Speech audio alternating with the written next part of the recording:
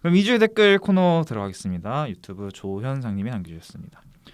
영화가 어떻게 보면 자기적이지만 OST, 카메라 시점, 기법, 연출 등 전부 의도적으로 때려 박았기 때문에 감정의 갈등 상황을 더 잘 표현했다고 생각합니다. 리뷰하신 내용 잘 보았고 많은 부분 공감하였습니다. 다만 영화를 다 보고 테니스 룰을 잘 몰라 찾아봤는데 테니스에서는 타이브레이크는 주스와 다르게 양 선수 모두 0점부터 7점을 먼저 넣는 사람이 이기는 것이라고 하더라고요. 그러니까 하나가 듀스가 2개 하는 게 아니라 하나 마지막 올라가는 그거. 그래서 오히려 패트릭과 아트 간의 극렬한 갈등의 끝을 보여주는 것 같습니다. 저는 패트릭이 아트를 짝사랑하는 것처럼 느껴졌습니다. 틴더는 본인의 성별과 본인의 성적 지향성을 설정할 수 있고 그러니까 여기 이게 놀랐습니다. 패트릭은 직접 본인이 남자랑 여자를 선택했다고 할 수 있습니다. 추러스 장면과 사우나 씬 등등 은연 중에 패트릭이 들이대는 장면이 대부분이었고 심지어는 아트의 질투를 위해서 타시를 이용하는 것처럼 느껴지기도 했습니다. 그에 반하여 아트는 수동적인 사람이고 마지막 미소나 포옹신을 통해 결국엔 서로의 사랑을 확인하고 짝사랑의 이루어짐을 의미한다고 할 수도 있을 것 같습니다. 또 동생의 코드를 제외하고 결말 이후의 상황을 생각해봤을 때는 경기에서 누가 이기든 타시는 패트릭을 선택할 것이라고 생각했습니다. 아트가 은퇴하겠다고 한 뒤의 장면과 패트릭, 타시의 과거 연인 사이일 때 다툼에 헤어지는 장면이 인물에 따라 다르게 연출되었지만 동일한 구성이라고 느꼈습니다. 이어진 씬에서 자정의 패트릭과 만나는데 이전에 타시가 패트릭을 몸파는 매춘부로 취급했지만 결국엔 타시 본인도 일종의 거래를 위해 매춘 행위를 하였습니다. 타시는 코치라는 행위를 통해 욕망을 실현하고 대립게임을 띠므로 앞으로 둘은 결국 패트릭의 코치로서 운명을 같이 할 것이라고 생각했습니다. 라고 남겨주셨습니다. 그렇죠. 틴더에서 제가 진짜 머리 한 대 빵 맞은 것처럼 맞아 그런 맞습니다. 그러고 저는 계속 말하지만 뭔가 이 영화에서의 그 관계성의 결말은 뭐라고 해야 돼? 양가적인 게 아니라 삼가적이라고 해야 될까요? 그러니까 저는 결국 범성이라고 생각을 해요. 삼위일체. 네, 삼위일체라고 생각을 합니다. 댓글 감사합니다. 네, 두 번째 읽어주시죠. 다음 댓글 유튜브에서 바사사삭 치킨님께서 달아주셨습니다. 챌린저스 영화도 영상도 잘 봤습니다. 영화가 마치 테니스 경기 같더군요. 플롯도 챌린저스 결승전을 하나의 시간선으로 두고 각 포인트별로 과거로 플래시백하는 방식으로 짜여져 있습니다. 플래시백된 과거의 사건들은 마치 테니스 라켓으로 스매싱하는 것처럼 강렬한 순간순간처럼 느껴집니다. 플래시백 장면을 매치컷으로 편집하는 것도 사건을 테니스 경기로 치환하는 것처럼 보여집니다. 또한 촬영 부분에서 더욱 강렬하게 느껴집니다. 빠르게 윗패닝을 사용해서 마치 카메라를 테니스 공이 움직이듯 빠르게 패닝하더군요. 이런 촬영이 공의 움직임뿐만 아니라 인물 간의 슛 전환에서도 사용되더군요. 윗패닝 덕분에 인물 간의 관계가 테니스 경기처럼 느껴지기도 합니다. 영화 대사에서도 나오듯이 테니스는 관계다라고 나오는데 그 대사를 촬영을 통해 보여준 건 아닌가 싶네요. 그리고 경기의 막바지로 갈수록 선수들이 공을 영화 관람객들을 향하는 방향으로 스매싱을 합니다. 마치 공이 스크린을 향해 튀어나올 것 같더라고요. 그러다가 시점이 아예 공이 되어버리고 랠리가 진행되는 씬은 정말 좋았습니다. 배우들은 대사가 없지만 서로가 서로를 테니스 대화하는 것 같아서 무언가 불타오르는 것 같더라고요. 범죄도시 4는 3보다 더 별로였습니다. 영화 플롯이나 이음매 쪽에서 결함이 보이는데 그동안의 레거시 덕에 관람객이 많이 찾는 건 아닌가 싶습니다. 다음 영상도 기대하겠습니다. 라고 달아주셨습니다. 별로 아쉽다고 달아주셨는데 맞아요. 근데 뭐 거기서 그러니까 범죄도시 4 저는 보고 나서 딱 생각이 든 게 현웅님은 제 인스타 스토리 보셔서 알겠지만 뭔가 사회적 실험하는 것 같았어요. 어디까지 되나? 정말 언제까지 이렇게 똑같이 우려먹어야 사람들이 지겨워하고 안 보게 될까? 라고 뭔가 실험하는 것 같았습니다. 근데 너무 독과점이에요. 네, 맞아요. 그러니까 저는 사람들 반응이 이해가 안 가요. 이런 챌린저스 같은 그냥 일반 대중들도 재밌게 볼 수 있을 법한 영화가 지금 버젓이 있는데 범죄도시의 독과점을 보고 볼 영화가 없어서 범죄도시가 다 먹는 거다. 저는 이런 식으로 말하는 건 좀 말이 안 된다 생각하거든요. 저는 본인들이 안 찾아보고 그렇게 말하는 거라 생각을 해요. 네. 그렇게 그러니까 저는 챌린저스 같은 영화가 5만밖에 안 들어갔다는 게 좀 이해가 안 가네요. 아쉽네요. 네. 좀 이런 거에 대해서 좀 시급하게 조금 그러니까요. 뭔가 재정이 필요할 것 같은데. 그러니까요. 저는 만약에 그 사람들이 이 챌린저스를 가지고 위플래시를 많이 연상을 하잖아요 지금. 네, 네. 위플래시가 지금 나서도 그때처럼 음. 흥행할 수 있었을까라는 의문이 들기도 합니다. 지금 극장 상황을 보면. 근데 뭐 어떻게 보면 극장이 관객을 매혹시켜야 되는 건 맞는데, 예, 우리처럼 영화 좋아하는 사람들 스스로 가지만 그렇죠. 발걸음을 끌어내야 되는데 그 부분에 있어서는 많은 영화 산업에 계신 분들이 네. 많은 고민을 꾸준히 하고 계시지 않을까라는 네. 그런 생각이 듭니다. 세 번째 유튜브 끼장이님께서는 저도 앞에서 얘기하셨던 것처럼 정말 끝까지 약가서 좋았던 것 같아요. 계속 그 밀도를 유지했기 때문에 마지막 테니스 경기의 긴장감에 더 집중할 수 있었던 것 같아요. 그리고 관능적인 포인트를 마구 내뿜고 그것이 관객들한테 잘 전달된 것 같습니다. 매주 재미있는 영화 리뷰 항상 감사합니다라고 네. 남겨주셨습니다. 들어주셔서 네, 감사하고요. 감사합니다. 네, 다음 댓글 네. 2개 한 번에 읽어드리겠습니다. 네. 유튜브에서 먼저 은th님께서 챌린저스 관련 리뷰가 없어서 계속 찾아다녔는데 잘 풀어줘서 정말 잘 봤습니다라고 달아주셨습니다. 뭐 저희 정체성이 이거죠. 약간 사람 틈새 시장이요. 틈새 시장. 틈새 시장? 네, 안 볼 법한 거. 네. 아 그럼 그래야죠. 안 올라올 법한 영화들, 리뷰가 안 올라올 법한 영화들 저희가 쏙쏙 골라서 리뷰해드리는 게 저희 정체성 중에 하나이기 때문에. 대학생들이라도 시간 남을 때 네, 그렇죠. 또 하는 거고. 그리고 두 번째 다음 댓글은 팟캐스트에서 상큼 따군님께서 달아주셨습니다. 한 줄평 완전 적절하네요. 영화가 말하는 것을 함축적으로 표현한 한 줄평. 하하. 네.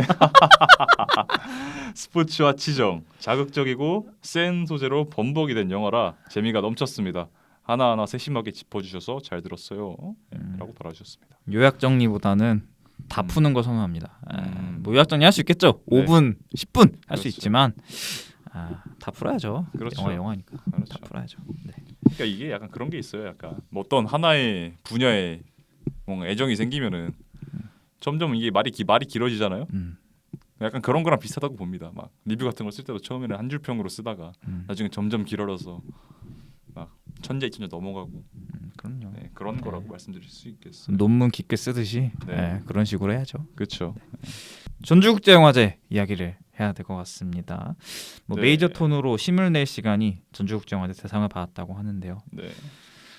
제가 다녀왔습니다. 네, 썰을 좀 네. 이제 풀어주시죠. 풀겠습니다. 네, 그러니까 전 이미 그 스토리 올라오신 거 보고 대략 몇몇 가지를 여쭤본 게 있기는 한데 네, 풀썰이 이외에도 많다고 하시더라고요. 첫 번째 KTX에 앉았습니다. 굉장히 졸리더군요. 근데 앞에 있는 사람이 계속 뒤를 쳐다봅니다. 근데 저는 누구야 했는데 누가 앉아 있나 보다 했습니다. 일어서시더군요. 네.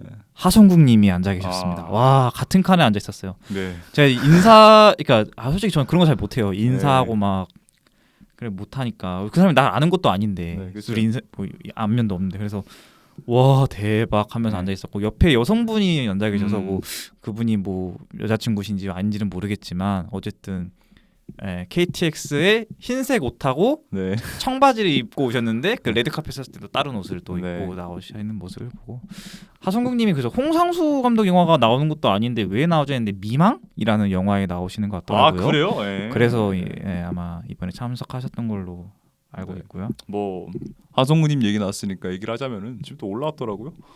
그러니까 이번 여행자의 피로가 31번째 영화인데 이미 인터넷에서 홍상수 33번째 영화 촬영 중이라고. 맞아 나왔어. 사진 나왔잖아요. 31번째가 2번째가 아니라 33번째를. 그럼. 그러니까 32번째 이미 찍었다는 거죠. 네. 그래서 그렇고 레드카펫 이야기를 해보겠습니다. 진짜 변우석이 난리도 아닙니다. 개막식 개막식을 레드카펫. 보신 거죠? 개막식을. 개막식 지금 네. 보고 왔으니까 변우석 배우가 인기가 엄청 많아가지고 네.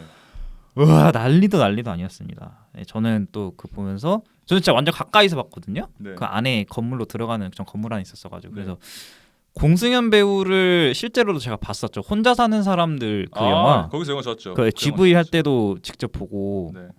악수도 한 것 같아요. 어쨌든 가까이서 봤는데 이번에 또 드레싱 모습 봤는데 확실히 진짜 실물 깡패다. 네. 너무 이쁘시다라는 생각이 들었고. 뭐로 오신 건가요? 그 두 분은? 사회자. 사회자. 그 공승현님 사회자셨고 이번에 바로 엔터테인먼트인가 뭐 그게 이제 선정이 돼서 네. 뭐 바로인가 하여튼 뭐 엔터테인먼트가 선정이 돼서 네. 그 배우들이 싹 왔어요. 그래서 뭐 네. 이유미 배우, 뭐 진구 네. 배우 해가지고 싹 와가지고 그것도 있고 미야키 쇼도 아. 와 제가 난리 쳤습니다. 뭐 오하요 막 아, 하면서 그래요? 예. 그것도 받고 사인 받았나요? 못 받았어요. 아, 네. 그래서 그 정도 있고 제가 5개 영화 봤거든요. 새벽의 모든 무소주, 시리아 수영 선수 사라, 숨막히는 통제, 춤추는 사람만 지나갈 수 있어 봤는데 무소주를 이제 영화관에서 아침이니까 이제 기다리고 있는데 와 뒷자리를 그냥 봤거든요. 네. 정지영 감독님이 앉아 계셨습니다. 아, 부러진 화살에 정지영 네. 감독님. 최근에 소년들인가요? 네, 영화 소년들이 개봉했죠. 나왔었죠. 와 오. 진짜 깜짝 놀랐습니다. 이런 게 영화제의 묘미죠. 그러니까 영화제 묘미죠. 이런 게 영화제의 묘미죠. 그래서 네. 이거 보러 오셨구나라고 하면서 차마 또 인사 못 드리고. 그 뭐야, 제 친구도 작년에 부산 같이 갔을 때 같이 부산 같이 간 친구도 다른 영화를 봤거든요. 야외 상영? 도그맨 야외 상영을 봤는데 바로 앞줄인가 앞에 2줄에 베르트람 보넬로 감독 앉아 있었더라고요. 야, 그러니까 예. 이런 게 영화제의 네. 묘미입니다. 그래서 막 특히 차이밍양 영화 같은 경우는 다른 감독님들도 관심이 많아서 그 그렇죠. 산업 관계자님 다 오셔가지고 음. 그렇게 봤는데 잠깐 그냥 무소주 얘기를 하면 네. 진짜 모르겠습니다. 저는 네. 진짜 별로였나요? 진짜 솔직히 말해서 네. 개막식 다음 날 오전이었거든요. 네. 아마 머리 대고 계셨던 분들은 다 주무셨을 거라고 저는 생각합니다. 아, 그래요? 그러니까 80분 동안 진짜 천천히 걷기만 하는데 이건 진짜 저는 실험 영화고 누가 막 옆에서 야 이건 나도 찍겠다라는 저는 그 그런 정도요? 말도 그러니까 그래서 무소주는 진짜 잘 모르겠다. 네. 약간 전주가 좀 주사위 굴리기예요. 네. 주사위 굴리고 뭔 영화인지 몰라서 일단 보고 판단을 해야 되는데 그러니까, 감독 이름값 보고 딱 들어갔는데 이거 진짜 쉽지 않았다라는 네. 생각이 들고요. 또 다른 영화도 하나씩 알려주시죠. 네. 새벽의 모드는 제가 이야. 개막식 2층에서 봤거든요. 개막작을. 그래서 2층 볼만한가요? 그래서 제가 이거 그냥 나가서 네. 나중에 영화관 나오면 다시 볼까라 네. 생각했는데 그냥 봤어요. 앉아서 예. 비싼 돈 주고 들어갔으니까. 예.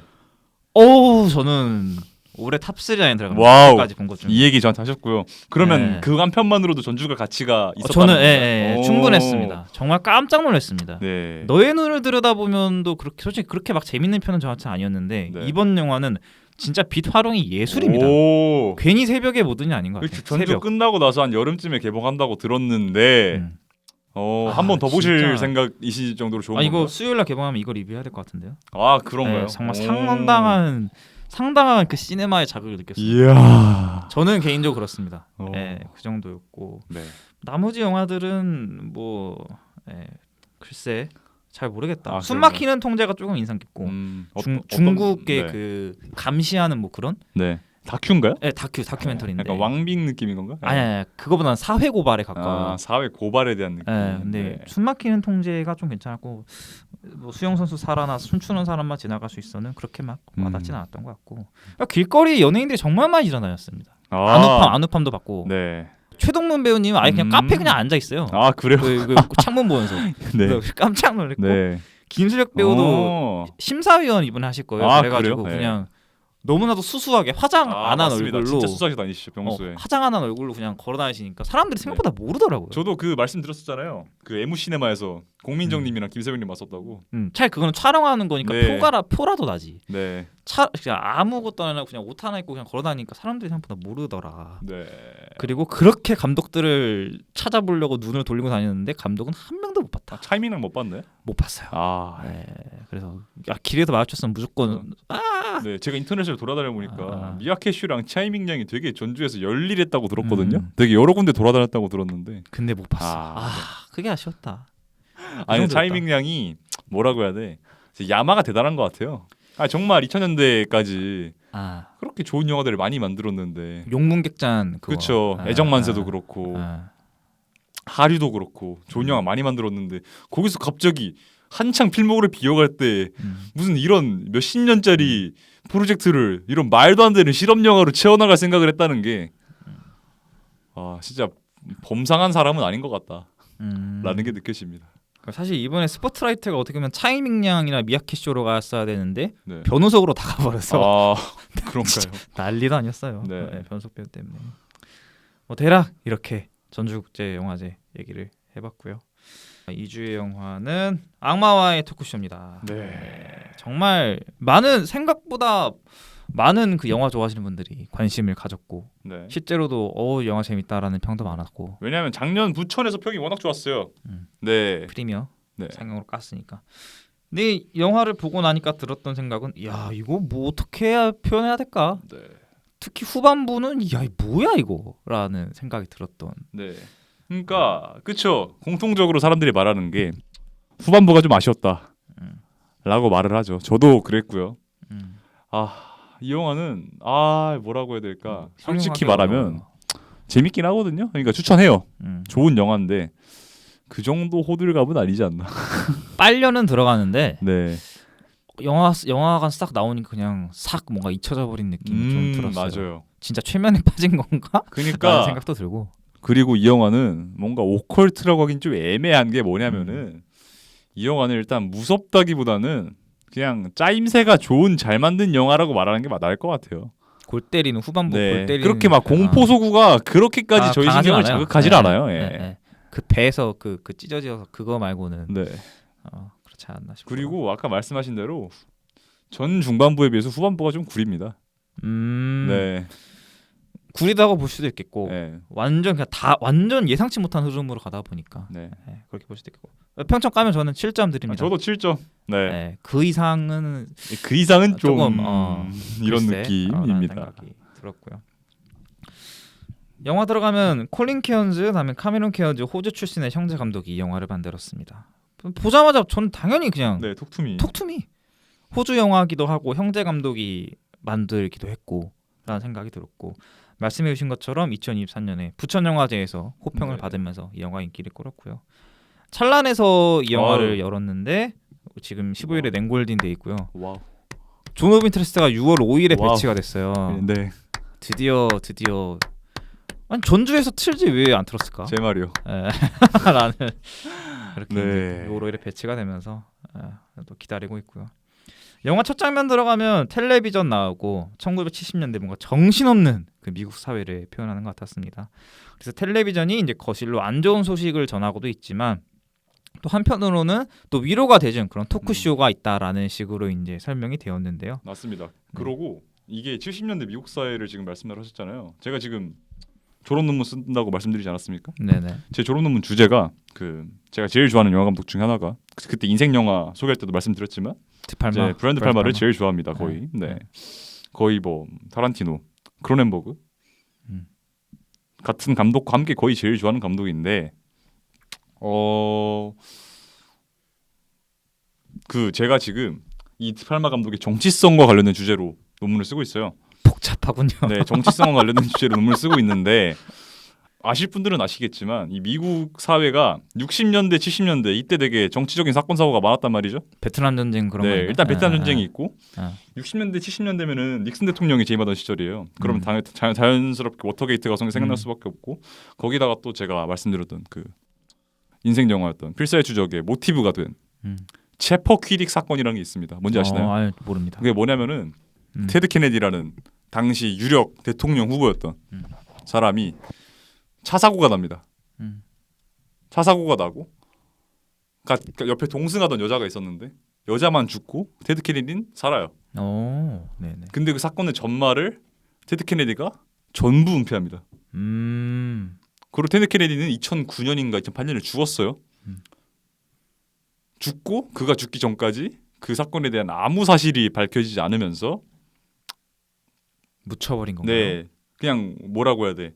미국 정치 음모론이라고 할 수 있는 음모론의 대표격이라고 할 수 있는 사건인데 뭐 미국 현지에서는 워터게이트 정도의 파급력을 가지고 있는 사건이라고 하더라고요.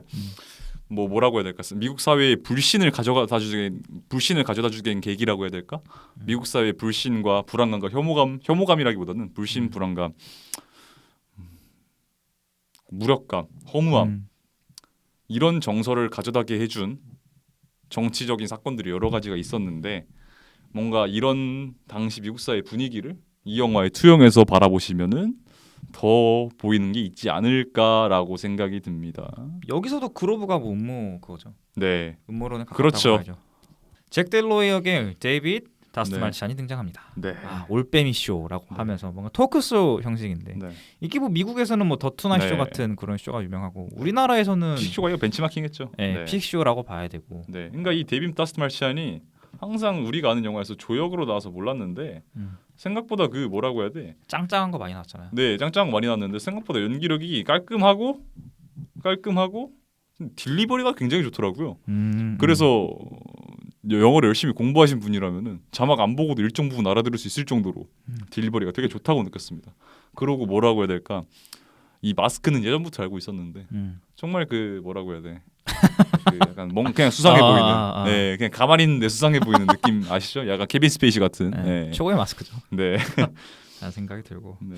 그래서 폐암에 걸린 아내 매들린과 고위층 남성들의 비공개 모임인 뭐 그로브나 경쟁 프로그램 카슨 등 초반 배경 설명이 굉장히 더 잘 깔렸다. 또 미국의 1970년대 그 상황과도 잘 어울리게 깔아놨다라고 생각이 들었고 메인 타이틀이 등장을 하고 이제 할로윈 뭔가 쇼였죠. 그래서 잭이 흰 면을 뒤집어 쓴 채 등장하는데 근데 제가 그 영화 이것도 정리하면서 보니까 그로브 의식 때 흰 옷을 입지 않았나라는 생각이 맞죠. 들면서 처음에 등장하죠. 처음에. 그게 아마 이렇게 잭과 뭔가 그로브의 좀 연관성을 가진 것 같고 실제로 이 영화가 그 보헤미안 그로브라는 미국 정치인들과 엘리트들이 이용하는 비밀 클럽이자 사탄의 장소를 그런 기반으로 뒀다고도 합니다.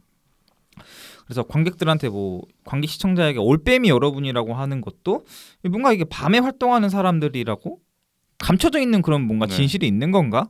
라고 하는 그런 접근성이 들기 시작했고요. 그래서 과연 이게 악마를 소환하려는 목적이 토크쇼의 시청률을 위한 것인지 아니면 뭔가 감춰져 있는 뭔가 그로브와 연관된 악마의 그런 실체를 보고 싶어하는 건지 그런 생각이 들기도 했습니다.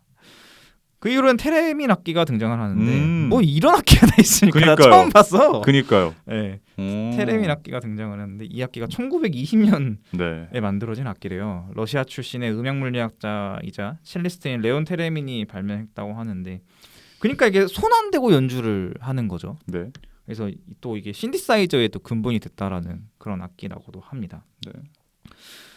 헬로윈 특집이 펼쳐지고 본격적인 오컬트 이야기가 나오죠. 그래서 일부 출연자인 영매사 크리스투가 등장을 하는데 아니 뭐 이름을 왜 이렇게 틀리는 거야. 뭐 피터슨 뭐 그래서 이름을 계속 틀리는데 알고 보니 사실 크리스투는 조작된 배우였다라는 점이 드러나죠. 그런데 그 미니를 언급할 때는 진짜 혼에 진짜 씌인 듯한 뿜어내는 진짜 빙의한 듯한 느낌을 보여주죠. 그러니까 뭐가 진짜고 뭐가 가짜인지 이게 지금 분명히 드러나지 않습니다. 그 이후 칼이 등장을 하는데 완전 마술사이자 뭔가 회의론자죠. 속임수와 초자연현상이 얘기하는데 근데 여기서 또 잭은 미니는 내 아내라는 거를 밝히고 이제 여기서 또 크리스투가 액체를 뿜어냅니다. 근데 여기서부터 보면 아시겠지만 잭은 처음부터 이 칼이란 사람에 대해서 탐탁지 않게 생각을 하죠. 그렇죠. 그 부분에 있어서 아마 두 사람이 그로브라는 그걸 갖고 있는 사람과 초자연적인 현상 그런 걸 또 설명할 그런 사람과 아예 대칭이 있는 지금 인물이라고 봤고요. 생방송이 중단되자 칼은 이거 의도적으로 뿜은 거예요 라는 말을 하고 다시 생방송이 시작됐는데 구급차 소리가 나타나다 보니까 그래서 생각해보니까 실려가는 것까지는 뭐 조작이라고 치지만 생방에 나오는 구급차 소리는 이거는 대본에 없었던 것 같은데라는 그런 생각이 들기도 했고요. 책 안마와의 대화가 소개가 되고 아브락사스, 뭐 디아보는 미국의 뭐 사탄주의가 설명이 됩니다. 근데 저는 이 영상을 보면서 궁금한 게 왜 이 영상을 다 보여줬을까? 라는 솔직히 생각이 들었습니다. 그러니까 만약에 내가 감독이라면 그 영상을 보면서 중간중간에 뭐 리액션 같은 거를 껴넣었을 것 같은데 그냥 그 영상을 풀로 다 때린단 말이죠. 그래서 영화 구성에 대해서 제가 생각을 해봤습니다. 근데 세 가지로 나뉜다고 봤어요. 하나는 이제 토크쇼가 진행되고 있는 상황과 두 번째는 토크쇼가 오프가는 흑백 상황, 세 번째는 이제 토크쇼가 보여주는 영상인데 어떻게 보면 지금 시청자가 볼 수 있는 거는 컬러 영상만 지금 보여진다는 거죠. 흑백 영상은 시청자에게 보이지 않습니다.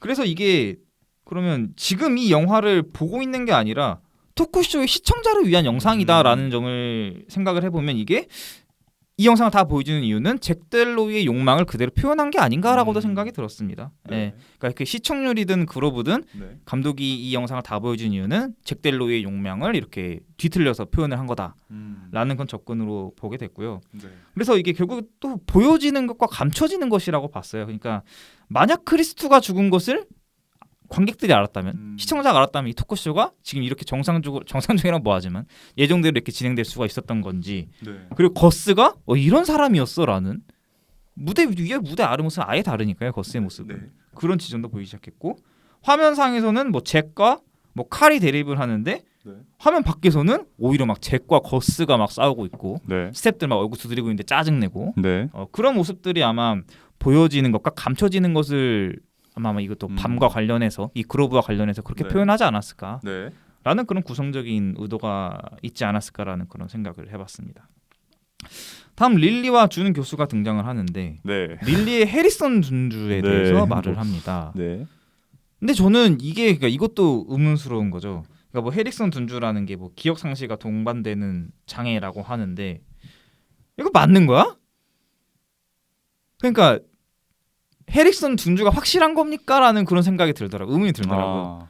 준이 조작한 거 아닐까? 막 네. 그런 생각이 들기도 하면서 꿈트리를 무대로 드러내자라고 합니다. 그래서 준 교수는 반대하는데 잭과 관객이 원하니까 네. 진행을 시킵니다. 근데 여기서 또 의문점. 잭과 준은 어디서 만난 걸까? 그냥 그런 생각이 들더라고요. 그래서 저는 이것도 그로브랑 뭔가 연관된 게 아닌가. 네. 그로브를 통해서 뭔가 만난 사람. 왜냐하면 준은 또 영매학 또 박사라는 네. 또 높은 직위에 있잖아요. 그래서 높은 직위에 놓여져 있는 그로브라는 단체에서 뭔가 준과 잭을 뭔가 연결시켜 준 게 아닌지. 네. 그런 나는 그냥 저 스스로의 의심을 갖게 됐고요. 그래서 어떻게 보면 저는 릴리는 준의 돈벌이 수단이 아닌가? 네. 그냥 자기가 의도적으로 뭔가 릴리를 조작하고 있는 게 아닐까라는 생각도 들었고. 네. 그래서 두 사람이 말로는 유대감이 언급되지만 실질적으로 친밀감이 나타나는 장면은 단 하나도 없었기 때문에 네. 그런 부분에서 저는 의구심이 들었고, 결말 부분 죽은 거를 보면 릴리를 이용했기 때문에 저는 준도 죽었다고 생각했습니다. 이용하지 않았다면 굳이 죽일 필요가 없잖아요. 근데 그 결말에 대해서는 좀 뒤에 가서 얘기를 해봐야 될 것 같네요. 풀하게 되겠지만 그런 생각도 들었고요. 네. 릴리에게 악마가 찾아옵니다. 막 목소리도 달라지고 피부가 찢어지는 그런 모습도 보이죠. 칼은 릴리가 정신이 온전하지 않다라고 주장을 하면서 준이 분노를 하죠. 그래서 여기서도 의문. 릴리가 진짜 아픈 걸까? 아니면 준에 의해서 뭔가 조작이 되고 있는 건가? 네. 그리고 칼은 그리고 거스를 이용해서 또 증명을 하는데 몸에서 애벌레가 네. 쏟아지죠. 이 영화에서 가장 조금 잔혹했던 장면이라고 보여지는데, 근데 녹화 영상을 돌려보니까 뭐야 이거 달라. 그래서 저는 이걸 보면서 야, 우리 모두에게 뭔가 체면을 걸었던 칼이었던 건지. 네. 근데 또 그 와중에 또 안 속은 몇몇이 있대. 네. 근데 저는 그게 진짜 안 속은 건지 네. 아니면 그냥 안 속았다고 주장을 하는 건지. 그렇죠. 그럴 수도 있죠. 그러니까 뭐가 진짜고 뭐가 가짜인지 이제 아예 그냥 영화 연출상에서 그렇게 해버리니까 네. 계속해서 머리가 돌아갔고, 그래서 릴리가 보면 초반에 계속해서 카메라를 봤던 게 결국 카메라는 거짓말을 하지 않는다라는 지점으로 들어가거든요. 네. 그럼 그렇다면 칼은 거짓말을 한 걸까? 라는 지점으로도 들어가게 되면서, 근데 저는 보면 이미 이 쇼 자체가 거짓이기 때문에 네. 칼이 진짜를 말했든 거짓을 말했든 그거 자체가 그냥 의미가 없다라고 생각했어요. 저는 오히려 이 칼이 최면을 거스한테 건 시점부터 저는 뭔가 이 영화의 이야기가 공포 그 자체보다는 뭔가 조금 더 사회적인 맥락으로 확장을 하는 건가라고 싶었어요. 블랙 코미디죠. 그러니까 뭐 영화에서도 대놓고 언급이 되잖아요. 카메라는 거짓말을 하지 않는다고.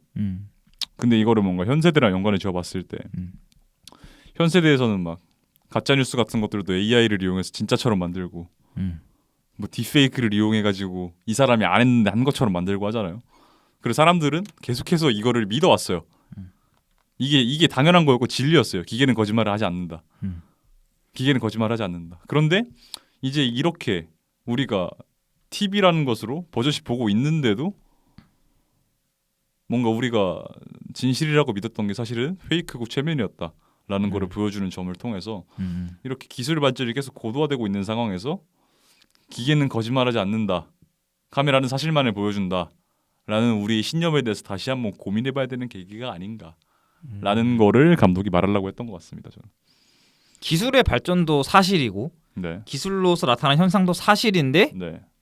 과연 그거를 우리가 진짜라고 믿을 수가 있나? 네, 이제는 그 신념에 대해서 그 우리가 진리라고 받아들였던 거에 대해서 우리가 다시 한번 고민을 해봐야 그쵸. 되지 않을까라는 거죠. 벌어진 건 벌어진 건데 네. 이게 진짜가 맞아? 네. 라는 그런 지점. 네. 그래서 어떻게 보면 이 70년대 미국의 그 혼란스러운 시대의 상을 그래서 아마 이렇게 담았던 네. 것 같고. 네. 그래서 프레임으로 이동시켜 보니까 메들린을 봤다라는 그런 모습이 나오고 거기서부터 이제 죽음의 난장판이 펼쳐지죠. 네. 그래서 거스가 저는 목이 돌아가는 게 이게 그냥 올빼미라서 돌아간 거 아닌가라는 생각도 들었고 굳이 많은 죽음이 있을 수 있는데 굳이 목을 돌려서 죽였다라는 거는 네. 올빼미가 목 돌아가지 않나요? 네. 270도 돌아가잖아. 그러니까 얘도 올빼미 중에 하나였으니까 거스는 목을 돌려 죽인 거였고 주는 목에서 피가 나서 죽거든요. 목이 찢어지면서 네. 목 쪽이. 근데 저는 이것도 준이 거짓말을 했기 때문에 네. 릴리를 조작해서 이렇게 진행시켰기 때문에 저는 목을 찢어 죽였다라고도 생각이 들었고 네. 하지만 카메라는 거짓말을 하지 않는다라는 말은 니네가 본 건 사실인데 이거 다 쇼라니까 네. 혹은 제게 상상일 수도 있겠다. 그렇죠. 라는 상상일 수도 왜냐하면 꿈꾸는 자여 깨어나라라는 말이 지속적으로 반복이 됐다라는 거는 제게 상상이라면 제기 스스로 깨어나라고도 외치는 것 같았고 네. 아니면 TV를 보는 사람이라면 이거 브라운관에서만 머무르지 마시고 네. 진짜 우리 사회를 봅시다라고 그렇게 뭔가 깨어나라라고 말하는 것 같았어요. 네. 지금 너네들이 지금 그러니까 관객들이 시청자들이 지금 꿈을 꾸는 거를 뭐 벗어나라. 네. 영화도 보면 스크린에서 벗어나서 현실을 보세요라고 하는 그런 모습도 보고 TV를 꺼라라는 것도 세상의 가짜의 위로를 담아내는 TV를 끄시고 당신네가 사회에 집중하세요라는 그런 블랙 코미디적인 시선을 받고요. 아니 저는 그 이 화면이 바뀌고 나서 상상인지 쇼인지 모를 그 시퀀스를 보면서 너무 확실하게 느꼈습니다. 이 영화는 그 시드니 루메스의 네트워크를 확실히 오마주를 했다. 왜냐하면 그 네트워크에서도 그 주인공이 시청률을 위해서 악마한테 영혼을 팔거든요. 악마한테 영혼을 파는데 뭔가 이 영화에서 이 영화 제목부터 그렇고 시청률을 위해서 릴리를 이용하는 것도 그렇고 뭔가 그 릴리를 이용해서 뭐 조작을 하려고 하는 것도 그렇고 그리고 화면비가 바뀌는데 그 톤 앤 매너가 아까 말씀드렸던 네트워크랑 상당히 비슷했던 것도 그렇고 뭔가 그 영화처럼 시청률을 위해서 어디까지 갈 수 있는지 목적을 위해서 어디까지 갈 수 있는지라는 목적까지도 보여줄 수 있지 않나 싶네요. 네. 진짜 악마가 누구냐라는 거죠. 그렇죠. 네. 릴리가 보여주는 악마가 진짜 악마인 건지 네. 아니면 토크쇼를 위해서 네. 이렇게 자극적으로 끌고 가는 사람이 악마인 건지 네, 그렇죠. 아니면 그거를 넉넉히 보고만 있는 사람들이 악마인 건지 그렇죠. 그럴 수도 있죠. 예. 다양한 지점으로 정말 생각이 들게 되는데 결국 아내한테 저는 칼을 찌르잖아요. 네. 그러니까 저는 그게 어떻게 보면 초반에 폐암이 언급이 되는데 폐암하고 연결성이 없었어요. 네. 아내는. 네. 그러니까 그 말인즉슨 이게 저는 잭이 죽인 게 아닐까라고 생각이 들더라고요.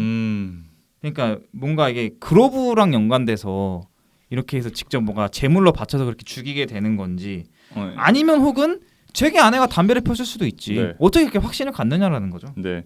네. 근데 저는 확실히 다른 건 모르겠는데 잭이랑 그러니까 이 메들린의 죽음에 잭과 준과 그로브의 연관성이 분명히 있지 않을까. 그리고 그 아까 제가 말씀드렸던 화면비가 바뀌는 시퀀스에서도 그런 식으로 연출이 되는 것도 그렇고요.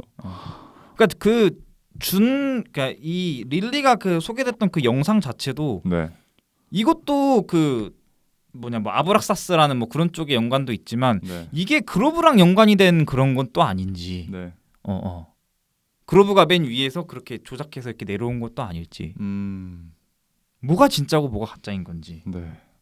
그리고 그걸 누가 알고 누가 확신하는 건지라고 하는 정말 골 때리는 지점이 너무나도 많았던 생각할 게 많았던 지점이 이 영화였던 것 같고 감독은 이제 그 호주 토크쇼인 돈 레인 쇼를 참고했다고 하고요. 영매와 해이론자 사이의 일화에 대해서 그런 나온 적이 있다는데 거기서 영감을 받았다고 하고 칼이라는 인물은 제임스 랜디라는 사람이 모티브라고 하네요. 이 사람이 말했던 게 누구라도 좋다. 그 어떤 초자연 현상이라도 내 앞에 집중한다면 100만 달러를 주겠다라고 했던 사람이라고 합니다. 근데 저는 개인적으로 후반부가 살짝 아쉬웠던 게 이게 있어요. 그러니까 만약에 어쨌든 이 영화의 주제라던가 전개를 생각을 해봤을 때 어쨌든 악마가 등장하는 건 필연적이잖아요. 저는 뭔가 중반부까지 더 좋았다고 했잖아요. 중반부까지. 뭔가 중반부까지 봤을 때 칼이 악마면 어땠을까? 라는 생각이 들었거든요. 칼이 악마면 어땠을까? 그러니까 뭐 너무 정직하게 흘러간 것 같아가지고 후반부는 뭐 연출의 문제를 떠나서 너무 이야기가 정직하게 간 것 같아가지고 그러니까 왜냐하면은 칼이 악마일 거라는 전 명분이 전 확실하게 있다라고 생각을 하거든요. 일단 시청률 그런 건 모르겠고 아까 제가 말했던 기계는 거짓말을 하는지에 대한 질문을 던지는 매개체가 처음으로 던지는 매개체 칼이잖아요. 최면을 통해서 이 TV 화면이 거짓일 수도 있다 라고 처음 말하는 게 칼이고 사람들을 최면에 빠뜨리는 것도 칼이고 그렇기 때문에 저는 만약에 후반부에서 악마의 정체가 칼이었다면은 뭔가 아까 제가 말했던 이 기계가 거짓말을 치는지 아닌지에 대한 고민을 조금 더 깊게 가져갈 수 있었을 텐데 그러니까 제가 감독이었으면은 칼을 악마로 했을 것 같아요. 그리고 계속해서 토크쇼에 초를 치잖아요. 초치죠. 예. 그런 것도 뭔가 악마에 대한 단서가 되지 않을까. 악마라는 증거에 대한 단서가 되지 않았을까. 라고 느껴집니다. 그러니까 대놓고 보여지는 어떻게 보면 선과 악이 나뉜다면 선이 잭이고 네. 악이 칼인 건데 네. 그렇게 몰고 간다면 네. 그러니까 저는 그렇게도 볼 수도 있겠네요. 너무 릴리가 악마였던 게 뻔했다는 거죠. 네. 그러니까 진짜로 주는 교수 진짜로 주는 그런 학위를 갖고 있던 게 맞았었고 왜냐하면 그런 솔직히 그런 행위에 대해서 사람들이 의심을 할 법하잖아요. 의심을 할 법할 텐데 그걸 한번 덮고서 주는 진짜였고 오히려 칼이 악마가 돼가지고 그런 거를 박살을 내버렸다면 뭔가 좀 의미적으로 더 깊은 주제를 던질 수 있지 않았을까 라고 싶네요. 네. 그렇게도 볼 수도 있겠네요. 네. 네. 어쨌든 칼도 희생된 사람 중에 하나. 근데 그거죠. 중요한 건 그거죠. 그게 희생된 건지 아닌지 모른다는 거죠. 네. 왜냐하면은 이 영화는 어쨌든 뭐 그 당시의 충격적인 현장을 뭐 다시 보여드립니다. 이런 식으로 보여주는데 결국에는 그 칼을 최면 시퀀스에서 보여줬듯이 결국 그게 진짜로 찍은 거라고 하더라도 진짜인지 아닌지는 모르는 거잖아요. 네, 진짜인지 아닌지 모르는 거니까. 그것이 진짜인지 아닌지에 대해서는 광익한테 던져놓는 모습이다. 다만 거기까지 도달하는 데 있어서 후반부의 연출이 뭔가 좀 뻔하기도 하면서 구리기도 했다 저한테는. 네. 그냥 저는 영화 다 끝나고 생각하는 거는 에스테로이드 시티 생각났고 네네네. 아리스터 그 뭐죠? 보이즈 프레이드. 보이즈 프레이드 그것도 생각이 났고 네.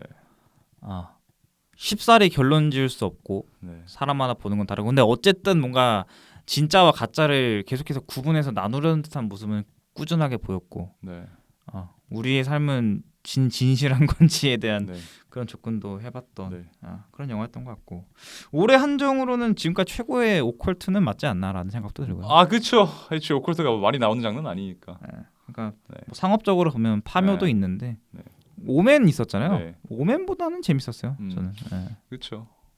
한 줄평 하시죠. 한 줄평이요. 먼저 하시죠. 한 줄평. 네. 악마는 누구인가? 들어가겠습니다. 계속 말씀해 주셨던 것처럼. 네. 악마가 시청률을 위한 잭일 수도 있고 이 모든 것을 조작하려는 비밀 단체인 그로브일 수도 있고 아니면 진짜 실체화된 릴리일 수도 있고. 릴리일 수도 있고 준이 릴리를 지금 박사까지 하기까지 딴 사람이니까 해가지고 지금 릴리라는 사람을 지금 돈벌이로 이용할 수도 있는 거고 이 상황을 지켜보고 있는 관객들도 악마일 수도 있는 거고 그 스텝들까지도 Who is devil? 악마는 누구인가?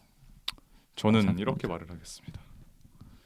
결국 인간은 저는 좀 이상하게 말하겠습니다. 한 줄평. 인간도 동물이기 비논리적이다 라고 말을 하겠습니다. 왜냐하면요 저는 뭔가 인간도 동물이잖아요. 계속해서 뭔가 이성을 내세우려고 하고 경험을 내세우려고 하는데 결국 이런 조전적인 현상 안에서는 비논리적일 수밖에 없다라고 생각을 해요. 그래서 저도 뭐 사람들이 문과 망했다고 하잖아요.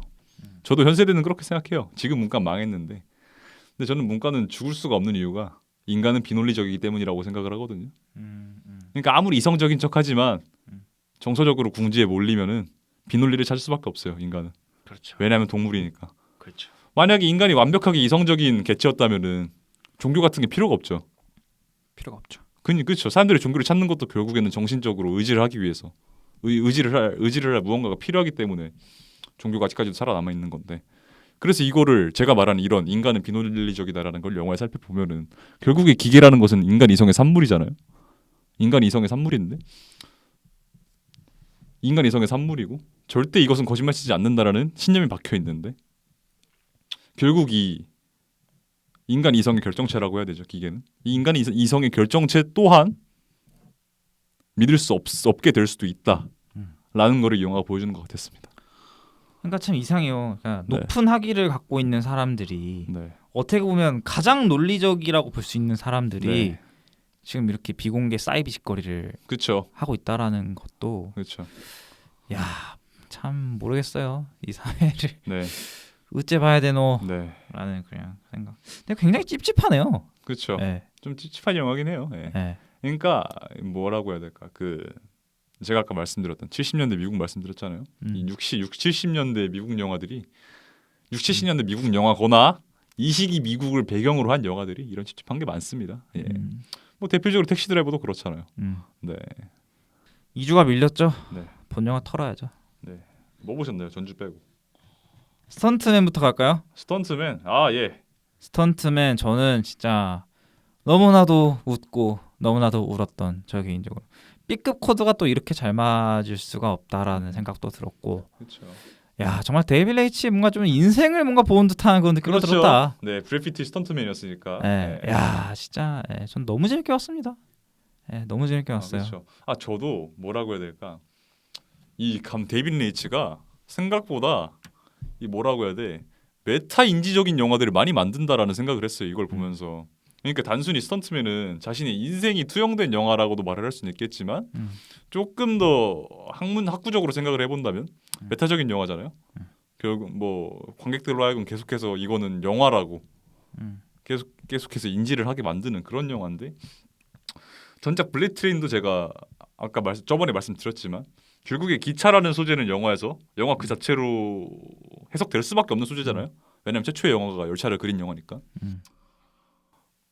네, 그래서 뭔가 생각보다 이 데이빗 리치가 이 영화 그 자체라는 예술에 대해서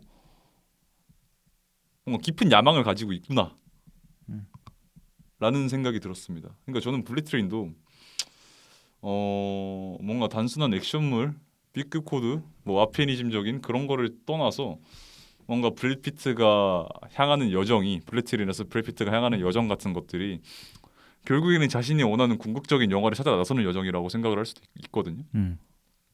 결국에는 그것을 감독한테 투영을 하면은 이 감독은 액션물을 찍는 사람이잖아요. 뭐 그런 식으로 와장창하면서 끝나는 게 블랙 트레인에서 결국 그게 감독이 원하는 영화라는 것이 아닐까라는 생각도 들고요. 그래서 이거를 다시 스턴트맨의 메타적으로 쳐다봤을 때 뭐라고 해야 될까? 이거는 그러니까 결국에는 저는 블랙 트레인도 그렇고 스턴트맨도 그렇고 이 영화의 각각의 주인공들이 감독 자신을 투영한다고 생각을 했거든요. 그래서 솔직히 블랙 트레인이랑 비교를 하면은 스턴트맨은 좀 스토리가, 그러니까 좀 그거예요. 뭔가 이 스턴트맨이라는 영화에서 잘 보이지 않는 직업에 대한 헌사가 주가 되잖아요. 근데 그거에 대해서 그 톰 라이더를 찾으러 가는 스토리가 솔직히 잘 안 붙는다고 느꼈습니다. 그러니까 그 스턴트맨을 왜 이렇게 가는 거지? 리스펙한다라는 거는 오케이 인정하는데 그거랑 별개로 이 영화의 메인 플롯인 콜트가 톰을 찾으러 간다라는 이야기는 이 영화가 주고자 하는 메시지랑 좀 안 붙는다는 느낌이 들었어요. 그것 맞아요. 그러니까 스턴트맨을 리스펙하고 싶으면은 다른 이야기를 해도 될 것 같은데 이렇게 할 필요가 있었을까라고 생각했지만 뭔가 그거를 떠나서 그거를 뛰어넘는 감동이 있기 때문에 저는 스턴트맨 그걸 좋게 봤습니다. 이거는 뭔가 이런 학구적인 영화적인 논리를 떠나서 감동을 주는 무언가가 확실히 있기 때문에 좋게 봤습니다. 저도. 마지막 그 엔딩 크레딧이 올라오는데 그렇죠. 그런 생각이 들더라고요. 카메라를 멈추면 안 돼. 그것도 네. 없고 지금 현 세대 탑 배우라고 불리는 라이언 고슬링이 네. 스턴트맨 역할을 해요. 네. 라이언 고슬링이 스턴트맨 역할을 해요. 근데 그러니까 그 와중에 또 이 영화 내에서도 라이언 고슬링의 역할하는 또 다른 또 스턴트맨이 있어요. 네. 그래서 참 그렇죠. 이것도 데이비드 레이치가 연관이 되면서 그렇죠. 투영이 라이언 고슬링으로 투영이 된 건데. 네. 근데 그 와중에 또 촬영 감독하고 사랑에 빠져. 네. 그러니까 이게 이런 뭔가 좀 디테일들이 감독 실화인가요? 아니 그것까지는 몰라요. 모르겠는데 네. 영화의 그 액션 장면이며 영화를 그 만들어 나가는 그 사소한 디테일 하나하나가 모든 그 이 사람의 인생을 지금 표현하고 있는 게 아닌가. 맞습니다. 전 그래서 이 감독이 완성작을 보고 얼마나 감동했을지. 그 뭐 허리가 부러지는 것도 사실은 네. 이 주연 배우가 그 짓거리를 해서 부러진 거고. 네. 그냥 그거를 또 보고 있는 라이언 고슬링이랑 또 탑 배우가 또 그거를 하고 있으니 네. 참 여러 감정이 교차가 되더라고요. 예. 저는 그 말이 맞아요. 그 스토리는 솔직히 그게 붙지 않는다고 생각해요. 네. 근데 그걸 결국 떠나서 그걸 떠나서 거기서 지금 보여주고 있는 액션들 특히 그 마지막에 그 하늘에서 추락하는 거는 와우 그건 나 좀 진짜 깜짝 전율이더라고. 놀랐습니다. 제가 진짜 딱 그거 떨어지는 거 보고 와 7점 줄까 이 생각했었습니다. 그러니까 어떻게 보면 그것도 네. 지금 라이언 고슬링이 하고 있는 게 아니라 또 다른 스턴트맨이 또 하고 있는 거잖아요. 네. 심지어는 그 스테파니수 나오는 그 장면도 그 스턴트맨이 하는 것도 그걸 봤는데 네. 그래서 파벨만스가 연상되는 그런 맞습니다. 저는 그냥 깊은 그런 감동을 느꼈습니다. 스턴트맨. 네. 에밀리 블런트도 진짜 연기 너무 잘하더라. 네. 그랬습니다. 다음 영화 본 거 혹시 차이코프스키 안에 보셨나요? 봤습니다. 어떠셨나요? 저는 개인적으로 날 봤습니다. 호에 속합니다. 그러니까 물론 이렇게 구구절절 다 보여줄 거야라고 하는 지점도 있어요. 네. 2시간 반 동안 네. 뭐 특별한 뭐 사건 사고 없이. 네. 근데 그럼에도 네. 재밌었어. 그러니까 맞습니다. 뭐라고 표현해야 될까? 그러니까 이게 뭔가 러시아 영화만의 뭔가 특징인 건가? 그 마지막에 막 춤추고 막 예술적인 그 모먼트를 막 보여주는 장면. 그리고 또 그 여기 나오는 그 여자 이 아내가 어떻게 보면 사실상 불이잖아요. 네. 이 아내는 불로 나오고 차이콥스키는 완전 차가운 물로도 그렇게 표현이 되죠. 네. 근데 어떻게 보면 이 아내가 집을 잃은 이유도 불이야 결국에는. 네, 그렇죠. 그러니까 결국에는 이게 어떻게 치환이 되면 자기 욕심에 의해서 망가지는 거라고도 그렇죠. 봤어요. 그렇죠. 예. 어떻게 보면 뭔가 태양과 같은 존재인 차이콥스키를 꾸준하게 열정적으로 사랑하는데, 그러니까 놓아줄 때는 또 놔줘야 되는 건데 그거를 그냥 어떻게 보면 어거지로 끌고 가다 보니 그런 또 결말을 맞이했다라고도 보여지는 그런 지점으로도 보게 되더라고요. 또한 그 당시에 여성의 지위에 대해서 뭔가 말을 해주잖아요. 여권이 뭔가 뭐 남편 쪽에 뭔가 있고 하여튼 네. 1800년대 후반에 뭔가 중후반에 그런 러시아 상황도 보여주고 하는데 개인적으로 레토만큼 그렇게 막 흥미롭고 그렇진 않았지만 네. 저도 전 나빼 충분히 그러니까. 웃으면서 재밌게 봤어요. 저도 그저 그랬습니다. 그러니까 뭐라고 해야 될까? 어쨌든 이 주인공 와이프의 광기를 보여주고 싶었던 건데 차이콥스키를 향한 광기를 보여주고 싶었던 건데 뭔가 이런 기교랑 사건의 나열만 가지고 이게 설득이 안 된다 할까요? 그러니까 그냥 진짜 뮤직비디오 같았어요. 때깔 좋은데 계속 보여주기만 하다 보니까 이게 광기인가? 라는 느낌이 들었습니다. 저는 그러니까 중간 중간에 뭐 보이는 것들 뭐 예로 들면 결혼식을 하는데 촛불이 차이콥스키만 꺼지는 그런 거라든지 네. 아니면 꾸준히 계속 닫는 문을 계속 닫는 모습만 주구장창 뭔가 보여줬는데 마지막에 그 창문이 열리면서 뭔가 뛰어내리는 그런 모습이라든지 네. 아 그러니까 네. 그러니까 그런 의도들. 뭔가 굳이였어요. 굳이. 아. 그러니까 뭔가 이 사람의 탐미적인 욕심이라는 건 알겠는, 탐미에 대한 욕심은 알겠는데, 너무 계속 보여주기만 해서 따분했습니다. 솔직히 좀 중반부부터. 그러니까 보여줄 거면 요르고스 란티모스처럼 뭔가 조금 네. 네. 뭐가 네. 미친 듯한 광기 그런 게 필요했을 네. 수도 있는데. 그런 거 보여주거나 아니면은 조금 감정 묘사 같은 거에도 집중하거나 그랬으면 좋았을 텐데, 그러니까 너무 사건에만 집중하는 것 같아가지고. 네, 그렇다고 편집이 좋은 것도 아니에요. 편집이 살짝 애매했습니다. 그러니까 편집이라는 게 단일 신에 대한 편집이라기보다는 신과 신을 잇는 편집이 너무 별로였어요. 그래서 그냥 설득이 안 됐습니다. 근데 그럼에도 불구하고 진짜 몇몇 신은 진짜 기가 막힌 게 몇 개 있습니다. 난 춤추는 거. 진짜 몇몇 신은 진짜 쩐다 싶은 게 몇 개 있어가지고 그것 때문에라도 극장에서 보시는 거 추천합니다. 춤추는 거랑 진짜 죽이는 신 몇 개 있습니다. 음. 그 루카 과다니도 지금 감독전 하고 있잖아요. 그건 안 본 아이엔로브 봤는데 네. 전 챌린저스보다 더 재밌었습니다. 와우. 진짜 제가 저번 주에 말씀드렸잖아요. 뭔가 챌린저스를 보면서 이 감독은 뭔가 감정 깊이가 좀 없는 것 같다라고 느꼈는데 아이엔러브를 보고 이 구하다니노의 영화에서 처음으로 깊이감을 느꼈습니다. 네. 그러니까 그것도 할 줄 알고 저것도 할 줄 아는 네. 정말 뛰어난 감독이다라는 뭔가 거죠. 그 순간적인 감각들이 확 하고 곤두서는 뭔가 그 스파이더 찌릿찌릿하는 그런 느낌? 그런 느낌을 영화 한 중반부부터 계속 느꼈습니다. 네. 차기작이 내년에 나오겠죠? 퀴어 그게? 네. 올해 나올 수도 있죠. 올해 나올까? 모르죠. 네. 그렇고 또 뭐 있죠? 끝났나? 네. 그리고 오늘 저 그거 봤습니다. 6호의 평형추라는 영화를 봤는데. 네네네. 예전에 부산에서 평이 되게 좋았었어가지고. 근데 저희가 지금 이 녹음을 홍대에서 하고 있는데 기가 막히게 딱 홍대 메가박스에서만 틀어주거든요, 서울에서. 그래서 봤는데 이것도 좀 메타적인 영화예요. 그러니까 어떤 사건이 있어요. 그 어떤 사건에 대해서 객체인 사람이 주인공인데 그 주인공이 비슷한 사건의 주체가 됩니다.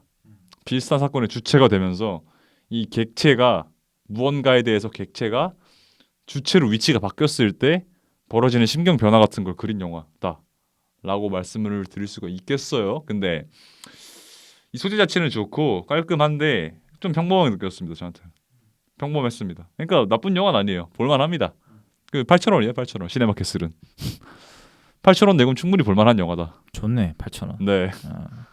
근데 다만 홍대에서만 들어주는 게 아쉽다는 거지. 네. 그렇군요. 네. 저는 하나만 더 말하면 도저히 못 참겠어서 무비로 야닉을 봤습니다. 영어 자막으로 봤습니다. 잠깐만. 무비 결제하셨어요? 그 결제 일주일 동안 공짜던데요? 그래요? 무비로 야닉을 봤습니다. 네. 야 정말 재밌게 봤습니다. 그래요? 네. 진짜 웃겨요? 아니 웃긴 정도가 아닙니다. 네. 특히 또 마지막 결말은 와. 그러니까 결말 이후가 더 궁금해진 영화는 진짜 오랜만이에요. 이야. 결말 이후가 더 궁금해요. 그럼 이전 퀸틴 드퓨 영화랑 비교했을 때 어떤가요? 이거 훨씬 더 깊어진 느낌. 그러니까 그래요?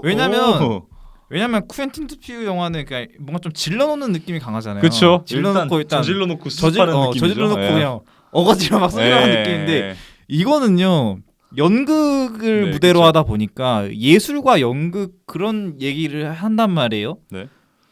근데 그 단순한 그 총이라는 그거 하나 가지고 진짜인지 가짜인지 모르는 총 하나 가지고 이게 끌고 가요. 근데 정말 많은 생각이 들었습니다. 이야. 뭐가 예술이고 뭐가 삶이고. 그러니까 시놉시스만 그냥 간단히 말씀드리면 그냥 뭔지 알아요. 네. 뭔지 아시잖아요. 그냥 지루하다고 나 지금 나 쉬는 날 이렇게 왔는데 지루하다고 막 이렇게 막 들이대는 건데, 정말 재밌게 봤습니다. 야닉. 수입이 될까요? 네. 됐으면 좋겠어요. 아니면 부산에서 달리라도 좀 틀었으면 좋겠어. 아, 근데 그거는 수입되지 않을까요? 주인공이 그래도 레아세이드 루이가를 뱅상냉동인데. 아 그게 그 깐깐 개막장 말하는 거죠? 네. 그 깐 개막장 말고 그 전에 찍어놓은 달리라는 또 영화가 있어요. 아, 그래요? 네. 지금 그게 부하다니노랑 경제 가는군요. 네. 누가 더 많이 찍나? 아니 어차피 뭐 영화 러닝 타임이 90분도 안 되는데 뭐. 네, 그렇죠. 그러면 아, 저는 맞아. 아직도 그 믿거나 말거나 진짜가 관객 수 892명이라는 92, 96인가? 90인가? 892인가 896인가. 네. 그래서 퀸틴 드피 영화 진짜 재밌다. 하니까요. 그냥 웃긴데 왜 이렇게 개웃깁니다. 안 본 거지 사람들이? 그러게요. 네. 네, 그래서 야니가 뭐가 영화가 뭐가 진짜고 부천에 올까요? 퀸틴 드피요? 완전 장르물이니까. 했으면 좋겠다. 예. 전 진짜 부천에서 하면은 이거 보러 갈 생각 있습니다. 네, 저도. 그러니까 뭐 달리든 야닉이든. 감독전 딱 하나 딱. 예, 달리든 야닉이든 어디 찾아볼 수가 없으니까. 레아세이드 나오는 신작이든. 그거는 그건 되지 않을까요? 수입은 될 것 같은데 부천에서 틀기에는 돈을 꽤 많이 내야 될 것 같은데. 근데 그거는 수입 할이라고 믿습니다. 예. 크로넨버그 신작도 수입됐죠. 미래범죄들. 그러니까 전 그거 수입 안 될 줄 알고 네. 소라트치면서 봤는데. 그것도 수입됐더라고. 뒷북을 툭 쳐버리네요. 네. 네, 그것도 수입이 됐고. 근데 그 영화는 제가 미리 말씀드리자면 그냥 똑같습니다. 그냥 전형적인 크로넨버그 영화고 크로넨버그 좋아할 사람은 무조건 좋아할 거고 크로넨버그 싫어할 사람은 무조건 싫어할 겁니다. 네. 그냥 그런 영화예요. 예. 네. 그것도 보고 싶네요. 네. 근데 다음 주 진짜 뭐 해야 될지 모르겠습니다. 그래. 진짜 뭐 다음 주 뭐 할까요? 네. 다음 주 뭐 하지? 아니면 그녀가 죽었다를 하고 어차피 다 볼 거잖아요. 그녀가 죽었다요. 아닌가? 좀? 왜냐면 저는 연출 데뷔작이라 네. 배우들도 그렇고 네. 아마 까게 되는 경우가 좀 더 세겠죠. 네. 근데 한 번쯤 상업 영화 해주는 것도 나쁘지 않다는 생각도 들어요. 네, 그래서 어차피 냉골딘도 볼 거고 이프도 볼 거 같은데 네. 다음 주 가서 정해 그러면. 네, 알겠습니다. 아우 씨. 다음 주에 가서 정합시다. 네. 네. 영일이대 110회 악마와의 토크쇼 만나봤습니다. 다음 주에도 모두 건강한 모습으로 뵙겠습니다. 감사합니다. 네, 감사합니다.